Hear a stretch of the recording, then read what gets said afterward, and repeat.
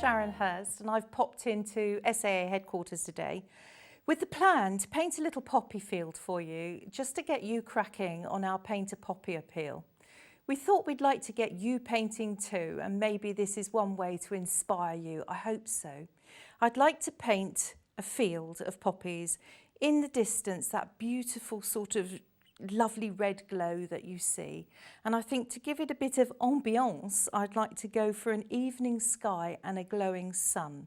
But I'm going to start off with my good old masking fluid and a bar of soap. And the reason for the soap is purely and simply because I can wet my brush and come into the soap, and I want to fill it with this lovely mixture of soapy bubbles. And now I can use my brush to come into my masking fluid, and I'm going to dot all these little poppies all over the place. Now, if you want to, you can come in and we can do this. That speeds life up a bit, so we can do that. And I've got poppies in the sky there, never mind. Could be interesting, couldn't it? Let's try that. That's better, look. And I'd like something a little bit bigger down in front here, because of course now we're looking at perspective. They're not all round. Some of them are dish shaped, aren't they? So here we go. And I'm just painting blobs really, but I want to give this impression of a lovely poppy field. Some are small, and then we've got the larger ones here in front. So that's good. There we are. Once we've reached that stage, that needs to have a little bijou dryette. So I'm going to come away and move up into the sky. I can rinse the brush now, go into that, rinse it, and if I just wipe it on a piece of tissue, lo and behold, it's perfectly clean, and I can use that again and again, and the masking fluid isn't going to hurt it. Perfect. I think if I want to paint the sky next, I need to be a little sensible, and I'm just going to remove my blobs in the sky, because if I didn't, of course, and that hits the brush, I'm in trouble. And man, would I be in trouble with Anita. Now I'm going to paint the sky first, and I think I'd like an evening glowy sunset. Now this is where my little bit of paper and my 1 penny coin come in. I want to take the coin and I'm going to put it into the tissue. And I want to wrap it very, very well. I don't want to tear the tissue, but I'd like to make sure that I've got a nice round edge. So let's do that first, because I don't want a wobbly sun. There we are, put that there. And I'm just going to come in and paint my sky. I'd like an orange for lower down in the sky. So this is this lovely cadmium yellow, bright and light, shiny colour. And into that, here we have the SAA's poppy red. They're all SAA colours. Look at that. Yum. And I would like to paint my sky higher up blue. So I'm just going to come in with a little water to start with. And this is purely and simply because it gives me time. It just gives me time to breathe and not panic and just lay my sky in. The paper's thirsty, and if I put the colour straight on there, it would sink straight in and I wouldn't have time to think. So now I can take my blue. So this is French ultramarine, and I'm just going to lift that across the zenith there. And if I pull it in, dark in the corners, always a good idea, because that will give you a frame for your picture. And then how about, ooh, yum, look. Let's just drop some red in there. I'm going to just fill in that little gap there and soften and blend and nudge and budge. And then how about bringing in the orange? Look at that. Oh, I love that. That'll do. I think I'm just want to lift a little bit of yellow in through there to lighten my horizon. And then what happens if I quickly grab my coin and go into there, whack, hold it, and lift it out, and I have a sun, an evening sun just nestling. Now this here, is it dry? I don't want to touch it with my brushes if it's not dry.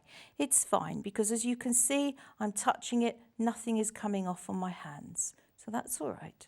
Now against the light horizon, I'd really rather like to have something dark here. And I'm just going to go into that and splidge and splodge a mixture of olive green, green gold, and I may throw in a little French ultramarine again to make it darker around these edges. So if I come in with this lovely olive green, and I'm just going to throw that through there. And again, I don't think I want,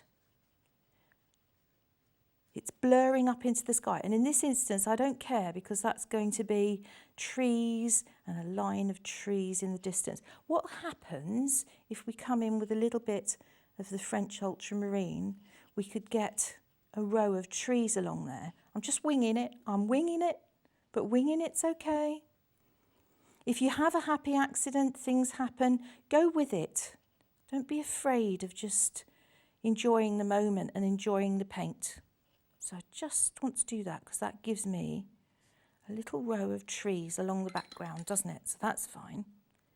Now, if I want this to move a little bit more, what happens if I come in with water? So I'm going to come through with water and drop that in through there, like that. And then that means I want light through this area here. So I'm going to mix the yellow with a little bit of the green gold. And I'm just going to throw that through this area here, wider as it comes towards me because that gives me my perspective again. So that's super. And then how about, this is the olive green. Nudge it in, just nudge it. Let the water do the work. Darker towards me, so if I come in here, and this is the French ultramarine mixing with both. And as you can see, it kind of frames the picture and brings your eye into this golden path through the middle. I need a little bit darker down here. Watercolour is a real stinker because you put it on your paper and the little wretch will dry out a third lighter. And given that fact, if it looks right when it's wet, then it's wrong. So be brave in the first instance, and if you want colour in there, put it in. I would like to just introduce something else through here to make this a little more varied and a little more interesting, like this. There we go. And that is going to have a little bit of a dry. And whilst it dries, and I just continue adding a bit more paint, I'd like to say to you, have you heard the poem by John McCrae? I bet you have. And it's very, very pertinent with what we're doing here today and what the SAA are trying to achieve with the British Legion. In Flanders fields, the poppies blow between the crosses, row on row, that mark our place, and in the sky the larks, still bravely singing, fly, scarce heard amidst the guns below. We are the dead. Short days ago we lived, felt dawn, saw sunset glow, loved and were loved, and now we lie in Flanders fields. Take up our quarrel with the foe, to you from failing hands we throw the torch, be yours to hold it high. If ye break faith with us who die, we shall not sleep, though poppies grow in Flanders fields. Says it all really, doesn't it?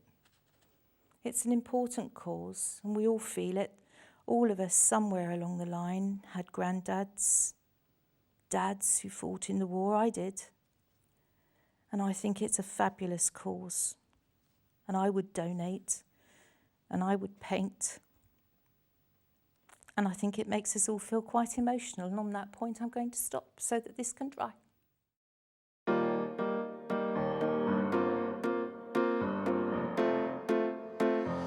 Hi, Hi, I'm Jane Betteridge and I've created this painting as part of the SAA's Paint a Poppy Challenge. You can get involved and help us raise money for the Royal British Legion by painting your own poppy too. Paint, donate, remember. To join in, simply paint or draw your poppy on a square of paper using any medium you choose. Each entry will be part of our special exhibition to commemorate the end of the First World War. And if you can, we ask that you make a donation to support the vital work of the Royal British Legion. Join with us and paint a poppy to say thank you to the courageous men and women who served and sacrificed for our country. Paint, donate, remember. For more information, visit saa.co.uk/poppy.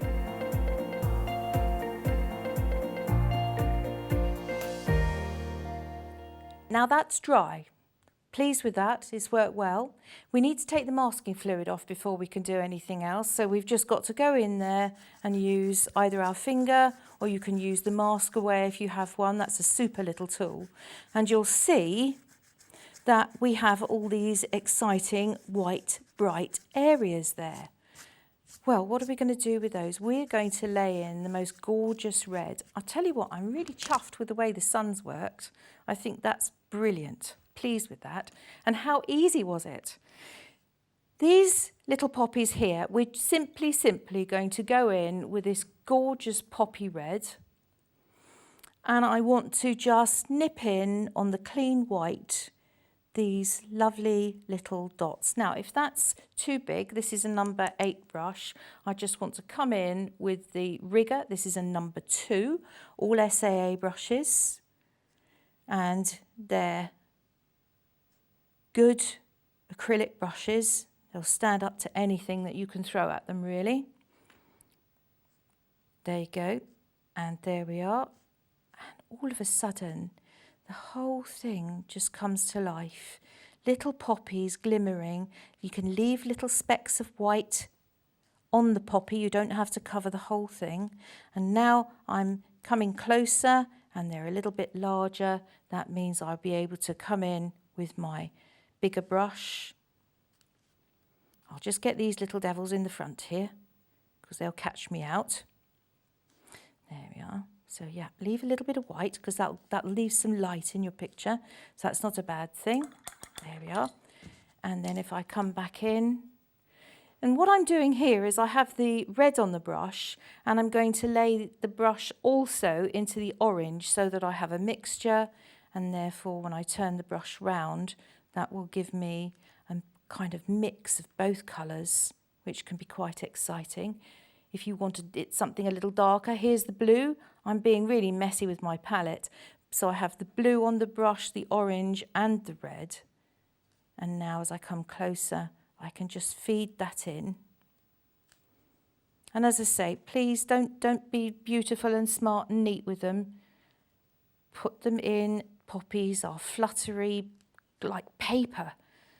And so as they blow in the wind, the petals shatter and they divide and separate. So we want to kind of portray that here as well. I'm not going to go mad for leaves and bits and pieces. So there's a bit of yellow, bit of red, there's the orange, here's a bit of blue, all on the same brush. So some of them would be in shadow. There we go. And whilst they're still damp, I want to come in with my rigger brush, and I need a dark. So with the palette that I have here, I'm coming into the French ultramarine, and if I go into this is the olive green, and I put the two together, that will make me quite a dark, because this is the colour. Make sure there's nothing on the ferrule of the brush. It's always a good plan to just make sure that we're clean. And then we can go in, and whilst it's still wet, some of the poppies, you can drop in the centre. That lovely black middle, all the little, what do you call them? Stamens. Stamens. That word totally escaped me for 2 seconds there. It's old age, I tell you. And there we have a really rather simple, easy picture for you to paint of poppies. You can get involved and help us raise money for the Royal British Legion by painting your own poppy too. Together, let's paint, donate and remember.